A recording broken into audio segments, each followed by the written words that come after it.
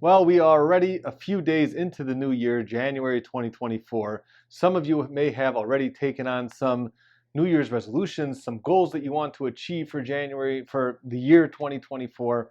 And maybe you're looking for some much needed inspiration to help give you that boost to make you believe in yourself. Well, not only today are we going to be bringing you some analysis, but we are also going to be bringing you inspiration to help you with that goal that you took on for the year 2024. And the inspiration is going to come through none other than our very own Wendi Adelson. Yes, a bunch of years ago, Wendi Adelson appeared on a podcast. Seems like she was part of a writing class, and in that writing class, the instructor had a podcast, and she invited Wendi Adelson on to talk about her writing. And you're going to hear the story that Wendi decides to choose to write about. It is the story, the murder of her ex-husband, Dan Markel. And we're going to hear some inspirational thoughts from Wendi, and then we're going to take it apart and see where maybe some of the things that she says is not really accurate. But let's just understand also that this is artistic expression. So sometimes when you are the artist or you're the author, you may change things or embellish things just for the purpose of the story, even though they're not exactly accurate. So we do have to give a little bit, to cut her a little bit of slack, because after all, this is artistic expression. The million-dollar question is going to be whether this would be admissible in a future Wendi trial. Would this podcast be admissible? And the answer the answer is, it depends. Sometimes these type of things can be introduced as forms of impeachment. For example, if she says something different in her writing or on her podcast than she would testify to on the stand, which we are going to see there are some differences, certainly some lines of cross-examination that could be examined, and some different ways that you can impeach her.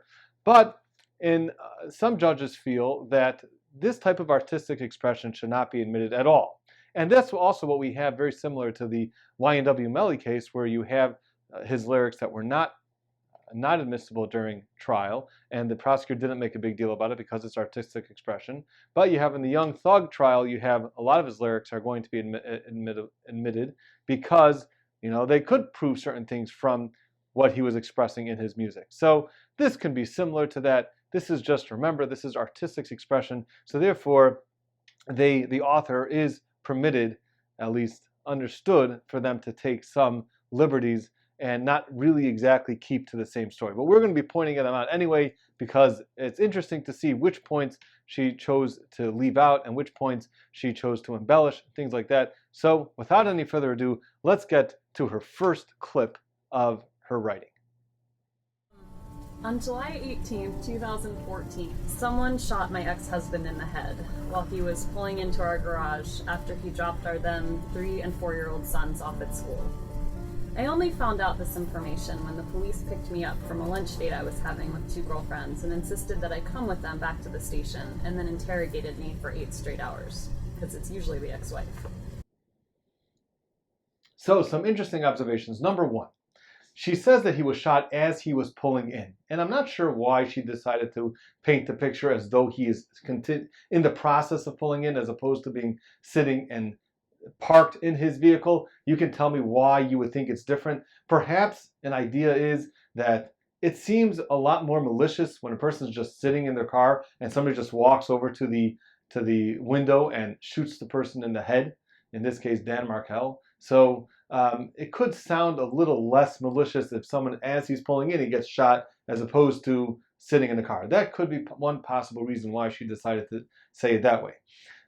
Another thing, obviously, that she left out was the fact that he did not go to the gym, right? We know that he did go to the gym. He dropped off the kids, then went to the gym, then went home. And she chose to cut out that part that he went to the gym. Why is that? I think the reason for that would be pretty simply understood, that it sounds a lot more sympathetic if he just got done dropping off the kids and then he was shot, as opposed to dropped off the kids, went to the gym, hung out with some buddies, had some beer, and then came home. It's a different tone to it than if he just dropped off his kids at school, comes home, and gets shot. It's a lot more sympathetic, and that's probably why she decided to cut out that part that he went to the gym. Now, she also mentions that she was interrogated for 8 straight hours. Now, the video that I saw was only 4 hours and something like 36 minutes. Were there more hours of interview or interrogation that we did not see? I don't know. Maybe it exists, maybe it doesn't. All I saw was that 4 hours and 36 minutes. So that could be a time where she's embellishing it. She's adding on to make the story a little more sympathetic, so that, she was stuck at this police station for 8 hours being interrogated after this poor widow is, even though it was an ex-husband, as the whole tone of this is that she's still so affected by this whole murder that it's really taking such a big toll out of her. And we're supposed to, feel bad for the weeping widow. But so therefore she was there that's why kind of what she says, that she's there for 8 hours. Now, also something that she mentions here is that, because usually it's the ex-wife. Now, that made me pause a little bit. And I was thinking, hold on a minute. Do you think that most ex-husbands who end up murdered is because of the ex-wife? I can understand it the other way, and the statistics back me up on this. Most of the time, when you have an ex-wife that was murdered, there's much more of a likelihood that it's going to be that the ex-husband was involved, as opposed to when the ex-husband is murdered, to pin that on the ex-wife. Generally speaking, we don't find that often. So for her to just nonchalantly say, yeah, usually it's the ex-wife. Now, of course, she's doing that to kind of distance herself and say, well, of course they picked me up. I'm such an obvious suspect. And it's, it's always the ex-wife, so that's why they picked me up, even though I'm 100% innocent. But you got to remember, I don't think that that's true. I don't think that it's true that most of the time it's the ex-wife. Maybe the other way around, like we said, but to say that most of the time it's ex-wife, I'm not sure about that. So it's interesting that she said that.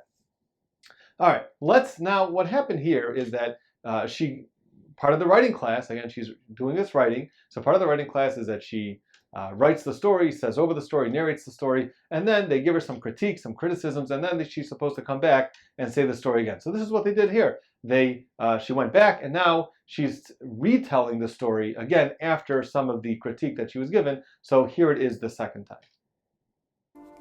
10 months ago, someone killed the father of my children. First we got divorced, and then he got murdered.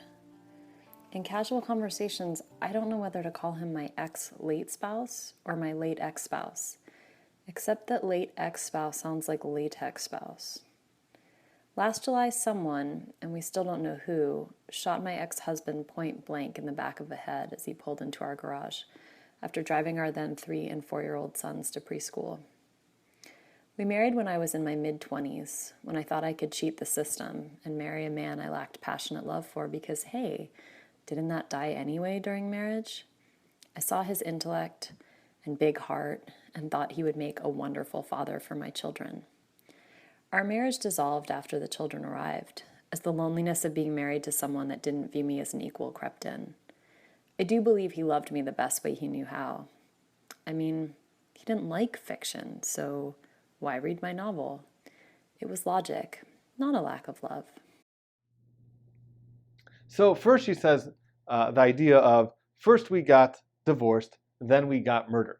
And almost subconsciously, you're saying to yourself, actually, they're very tied together. It's not just two incidents that happen, divorce and then murder, and you should be so sympathetic to me. But actually, they're very, very closely tied together, as we all know. The divorce is what caused the murder. But that was how she's saying the story over, and it could be that's the subconscious reason why she puts those together, that because really the divorce did cause the murder. And then she says this silly joke about whether it's the ex-late spouse or the late ex-spouse, and latex sounds like latex, so that's why, and then she continues to use that expression, late ex-spouse. So, some people say that this shows that she just lacks sympathy for others. She lacks empathy for others. She's making light of the fact that her ex-spouse was murdered, brutally murdered, the father of her 2 children. How can you make light of such a thing? And I understand that. I certainly hear that part. The argument the other way possibly could be that people grieve in different ways. And one of the ways that people grieve is by using humor. So you could argue that she's just injecting humor here because that's just some way that people like to grieve when they're dealing with such a gloomy situation, they tried to make something light of it and inject some humor into it. So, that may be an argument to be made for her why she is making fun of this. Then she talks about how she got married in her mid-20s. She got married in her mid-20s because she thought she can cheat the system, right? So she's painting this story that the reason why she married Dan Markel wasn't because she was passionately in love with him. It's because she saw that he had a big heart, and she saw his intellect. And anyway, doesn't that passionate romantic love anyway leave after a few months of marriage or after a few years of marriage, and you move on to other stages? So if it doesn't really stick into the relationship anyway, if it doesn't stay with the relationship, then let me just cheat the system, kind of just ignore that part, marry a man that I'm not passionate in love with, and after all, he'll make a good husband, he'll make a good father, so everything should work out anyway, right? So that's kind of how she's painting the story, and to show how, of course, love is necessary in a marriage, and you need to have that passionate love, and it's kind of the romantic side of the story that people like to hear. Yeah, you need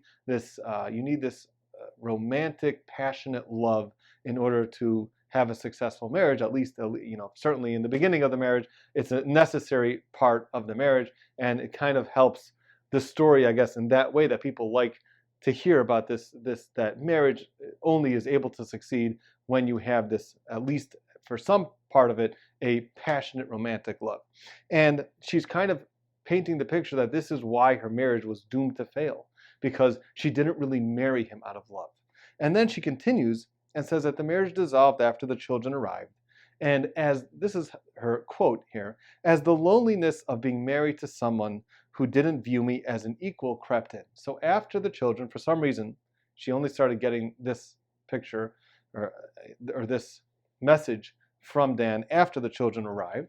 Okay, question there. But the fact that she felt lonely because she felt that he didn't view her as an equal.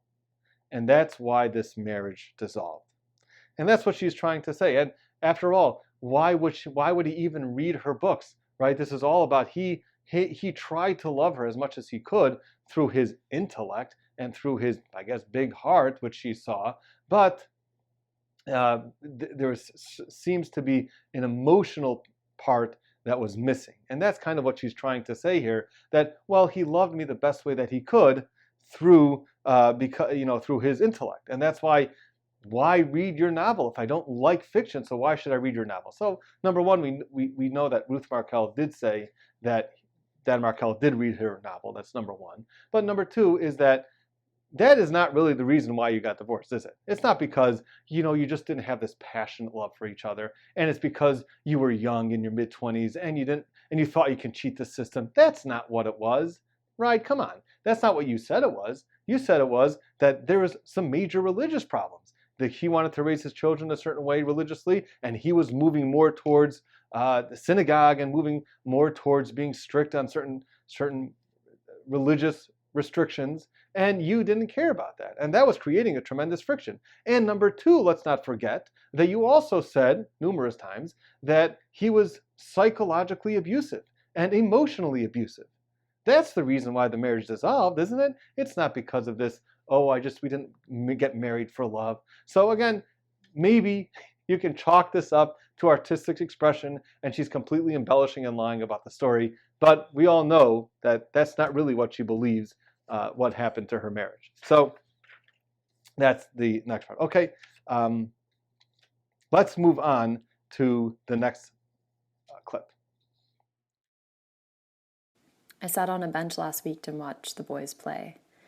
An older woman sitting next to me commented on how adorable my boys are and asked, "What does your husband do?" I hate this question. I haven't yet said, "He doesn't do much because he's dead," but I think it sometimes. I find when I tell people that my children's father died, they feel sad. But when they ask the follow-up questions and find out we weren't married, they seem to feel better. I don't.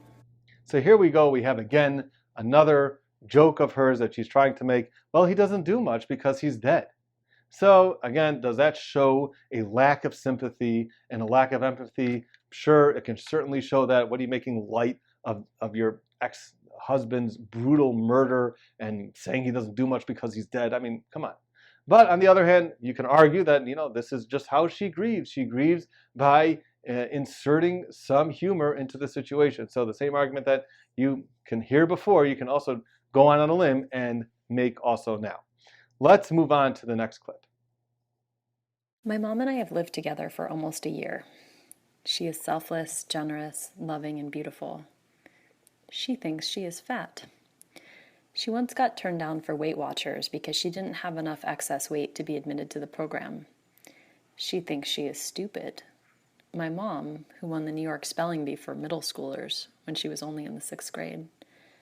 I'm so many of the things I am because of who my mom is and who she wants me to be. I was valedictorian of my high school. She seemed proudest that I graduated high school still a virgin. Okay, so now she talks about her relationship with her mother. And she says 3 things which I thought were just interesting in pointing out and really thinking about. And you can give me what your opinions are in the comments about what she's saying about her mom. Number 1, her mom thinks that she's fat.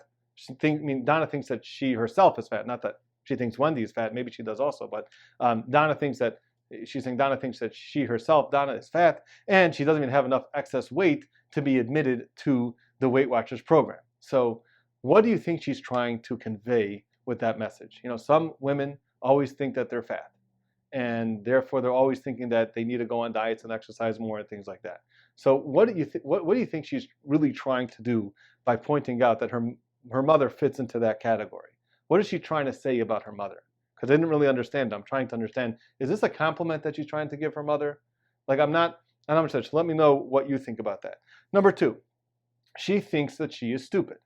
So she's saying that her mother, Donna, thinks that she is stupid, even though she won the New York Spelling Bee for middle schoolers. So that obviously shows that she's very smart. So again, is she trying to give her mother a compliment here? So this would seem to be that you can understand is more of a compliment.